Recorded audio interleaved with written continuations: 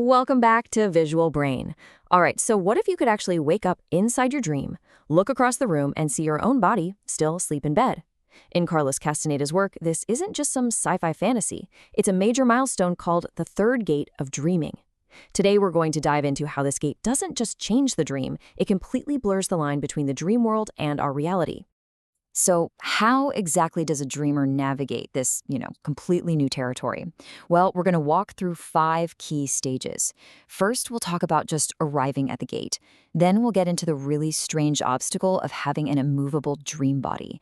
After that, the breakthrough moment of learning to soar. Then we'll tackle the much deeper challenge of figuring out what's even real.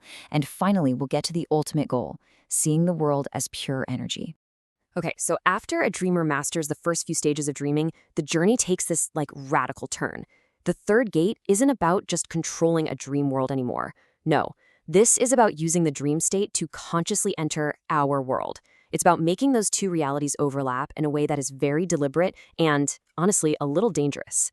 This is the absolute turning point. The one unmistakable sign that you've hit the third gate is this: profoundly weird experience.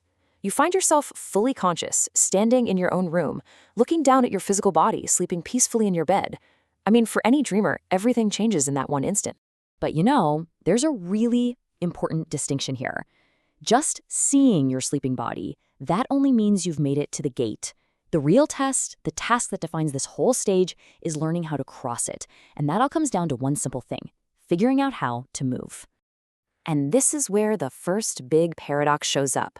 You've achieved this incredible thing. You're finally free from your physical body, but then you try to move your new energy body, which is basically your consciousness, untethered, and you find that you are completely, impossibly paralyzed. So why the paralysis? Well, Juan explains it like this. The energy body, now free for the very first time, it acts like a newborn. It is completely mesmerized by the details of the world it's never really seen before. The texture of a blanket, a tiny crack in the wall. These small, mundane things just totally captivate its attention, and it's held frozen in place. So what's Castaneda's first instinct? He does exactly what any of us would do. He tries to walk. I mean, it makes sense, right? But for months, he's stuck in this super frustrating loop, trying to force his energy body to obey the laws of a physical world that it doesn't even belong to anymore. And the result? Just total failure.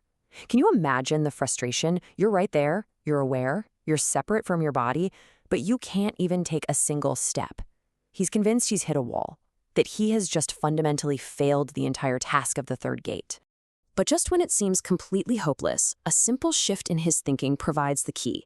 It's a breakthrough that doesn't just unlock movement, it unlocks an entirely new way of being. The solution, as Juan points out, was never about effort. It was all about a faulty assumption. See, the problem wasn't a lack of ability, it was a conceptual trap. After a lifetime of walking, we just assume our dream body should do the same thing. But why should it? And here's the aha moment. An energy body moves like energy. It doesn't walk, it glides, it floats, it soars. It can move with the speed of thought, propelled by will alone. The second Castaneda lets go of the idea of walking and simply intends to move, he just glides across the room. That impossible barrier? It was nothing more than a bad habit of thought. So you solve one problem, but all it does is reveal a much deeper one. Now that he can actually move through his room as a being of energy, a much more unsettling question pops up. How does he know any of this is actually real? Seriously, think about that for a second. Are you genuinely perceiving your physical room from some new state of awareness? Or are you just having an unbelievably vivid dream about seeing your room? This whole question of reality versus illusion, that becomes the next great hurdle. Castaneda comes up with a pretty clever plan. He decides he'll wear specific, memorable clothes to bed, hoping he can then check them in his dream to verify it. But it fails. The dream state is just too fluid. His control over it is too weak. It's a really powerful lesson. Ordinary logic is just the wrong tool for this kind of job. And that failure is what points him to the real purpose of the third gate. The task was never about verifying reality using the rules of the physical world. It was about developing an entirely new sense, a totally new way of perceiving what is real.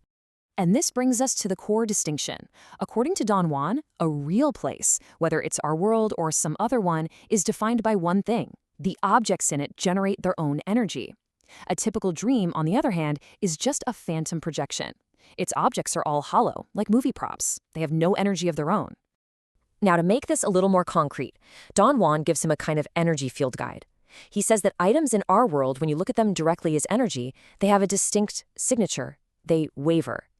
In contrast, items from the world of inorganic beings, these other non-biological entities, they have a different signature. They sizzle. So this completely transforms the dreamer's task into something way more sophisticated. The goal now is to perceive an object and ask, okay, first, does this thing generate energy at all? If it does, what kind is it? Is it that wavering energy of my own world? Is it the sizzling energy of another? Or is this just a powerless phantom, a simple projection of my own mind? And this leaves us with a really profound question. What if our dreams aren't just figments of our imagination?